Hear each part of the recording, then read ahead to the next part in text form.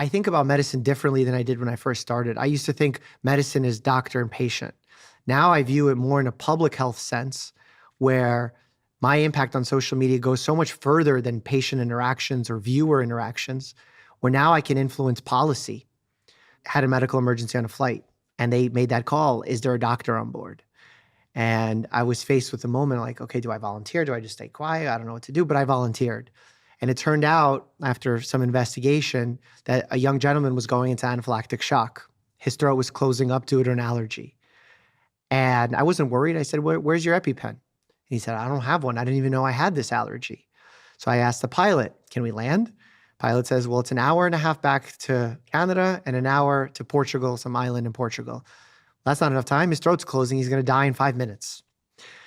So I'm like, what can I do? So I opened the plane's emergency kit thinking there's going to be some epinephrine in there or an EpiPen, and there's no EpiPen. And I'm like, okay, what do I do now? There's no internet when you're over the Atlantic Ocean, so there's nothing to Google. But I'm finding that there is epinephrine, which is the same medicine that is found in an EpiPen, in a different formulation, in a different dosage for a cardiac arrest. So when someone's heart stops, we also give the same medicine if they're flatline, if they have a specific rhythm to try and restart the heart. So it's a much thicker needle, much longer, not those cute little EpiPen needles that just go into the side of your thigh. And I said, okay, well, I need to do some rough calculations here and just guesstimate here because otherwise he's going to lose his life. And right there in the first class cabin, we take off his pants. We inject him with this huge needle. He's screaming. There's like a little bit of blood coming out. I inject the medicine. I'm praying that it's working. And fast forward that story, I stayed with him for 8 hours for the rest of that flight until he landed. We didn't need to divert. I checked his blood pressure and pulse every 15 to 30 minutes. And we saved his life. And you think that would be the end of it. You're like, look at that. I did my doctor job and that's it. But I went and told that story on YouTube. Got almost 10 million views, if not more now. I don't know what it's at. And the Senate Majority Leader, Chuck Schumer, calls from his office, or his office calls and says, hey, I'd like to get EpiPens on planes. Can you stand with us and tell us your story to the media? Yes. We tell the story. We call on the FAA to make these changes. And now 70% of planes, I don't know what the exact number is, but something like 70% of planes have EpiPens on board, where that will never have to happen again. That's incredible. And that's the power of social media that people don't talk about. That's public health. That's helping people that aren't even needing the help yet. So that's the kind of medicine I like to think about now. Well, you have half a body lying over there in the corner. So in the sake of helping people using social media, I asked you if you could bring I don't even know what to call that. It looks like a half a mannequin or something. Yeah, it's a mannequin, yeah. It's a mannequin. Because early in my life, I got told that learning the skill of CPR is one of the sort of simplest, potentially life-saving things that I could learn. Yeah. Because you never know. Yeah. And I've got people in my family that died of various cardiovascular-related conditions, heart attacks and things like that. And so I would love to learn, again, this is probably not an official certification. This is not an official certification. To learn the basics of CPR and how to keep someone alive in such a situation. Could you bring the what should we call him? We'll call him half Mike. Yeah, we'll call him baby Mike. So I'm curious, before we do any kind of instruction on it, what do you know thus far about CPR? And all wrong answers are acceptable here. You push on the chest, roughly around the top of the rib cage, and then you blow into the mouth, and you just do that over and over again until they come back to life. Okay. Do you know what the reason of doing CPR is? That's a very good question. And it's not a trick question. I'm just genuinely curious because I like to know where we're starting from. And no one knows this, by the way. This is why I do what I do. So this is not... It's something to do with keeping oxygen flowing around the body through the blood? You're right on target. Okay. So the purpose of CPR is if you find someone who's unconscious, not breathing, is pulseless, that means their heart's not beating. That means clinically they're dead. So anything you do here can only potentially help. Can't hurt, right? Because the person's already dead. So by doing proper CPR, what you're doing is you're compressing the chest compressions, to squeeze the heart, which has some blood in it, to circulate the blood throughout the body that still has some residual oxygen in it, to deliver oxygen to the vital organs. So you're not actually saving someone's life by doing CPR, you're buying them time. So the purpose of doing CPR is to allow time for first responders to arrive to then give advanced cardiac life support. Oh, okay. And that's why the first step of doing CPR has nothing to do with the person and has everything to do with calling for help. Okay.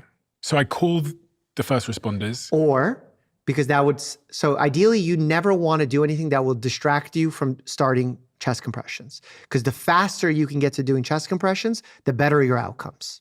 So I tell someone else to call? Ideally. If you're alone, obviously that's not happening. But you can't just say out into the open, hey, someone call 911. Because what happens, everyone assumes the other person calls, no one calls.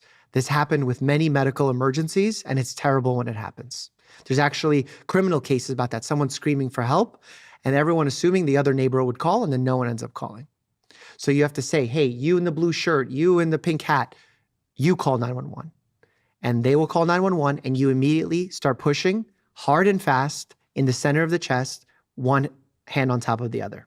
When you say center of the chest, you mean in between the pecs? Correct.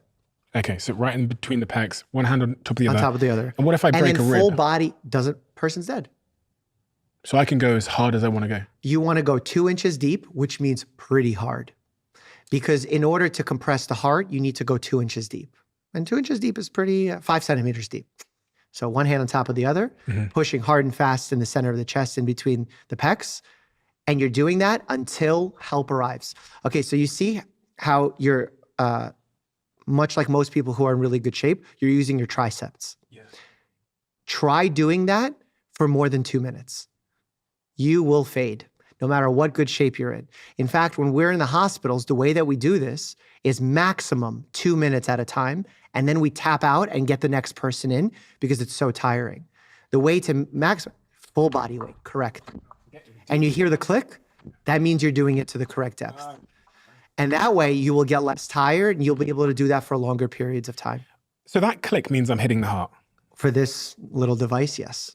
I had to go down a long way away. I had to go down so far that I would never have naturally done that to somebody. I would have thought that I was going to do more damage. Correct.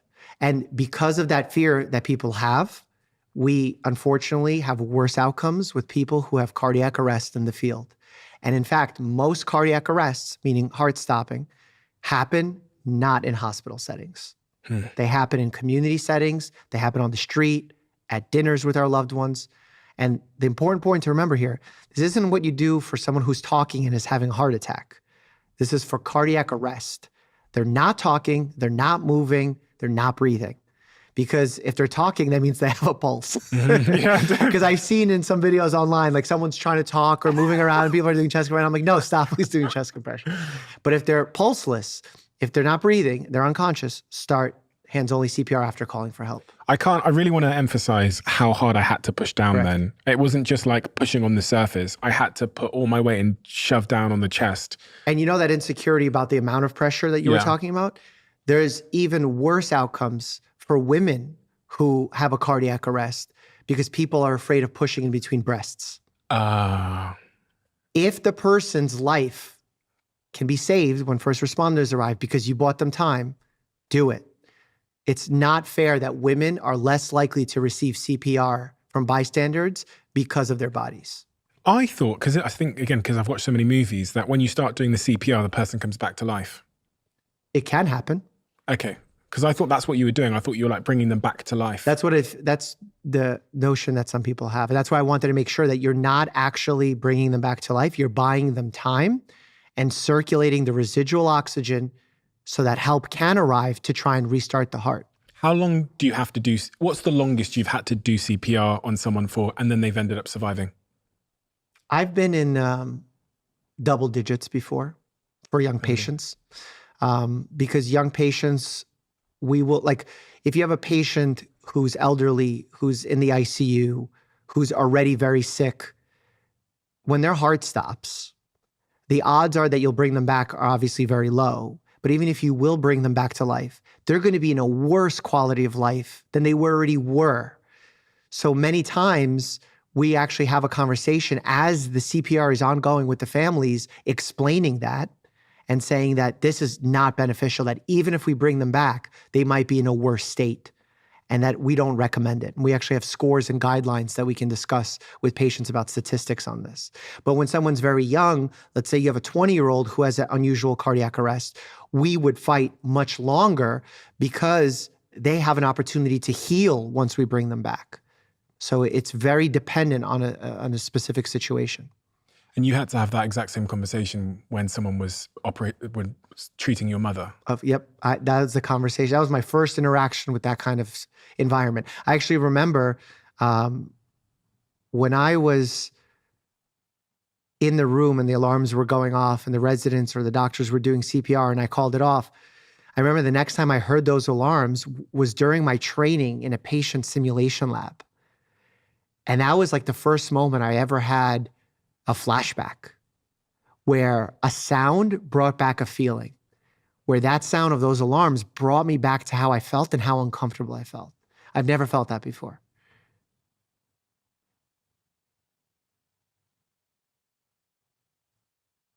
You must have heard that sound a lot since then. Oh, yeah. And I've had some difficult conversations with my fellow colleagues because of it. I remember very vividly when my mom passed away, we were in the waiting room waiting for documentation, forms to sign. And I came out to check and see if they're finishing up. And some of the nurses and doctors, I don't even know what medical professionals they were kind of laughing in their little work area in the back, not where they were patient facing. But hearing those laughs got me so angry. How could anyone laugh during a time like this? But then I had to remind myself, these are people too. These are people who are losing patients every day. And if they took the loss the way that I'm taking this loss, they wouldn't last. They wouldn't be able to help my mom or other moms. So I had to remind myself about that. But what my takeaway from it was when I saw co-residents of mine maybe writing their notes after someone's family passed away, and I see the family in earshot and they're talking about their day, or they're laughing, or they're giggling, or saying some kind of joke, not related to the situation. I don't correct them. That's not my place to do. I just share my story of how I felt. And I thought it created a really good learning opportunity. If you love the Diary of a CEO brand and you watch this channel, please do me a huge favor. Become part of the 15% of the viewers on this channel that have hit the subscribe button. It helps us tremendously, and the bigger the channel gets, the bigger the guests.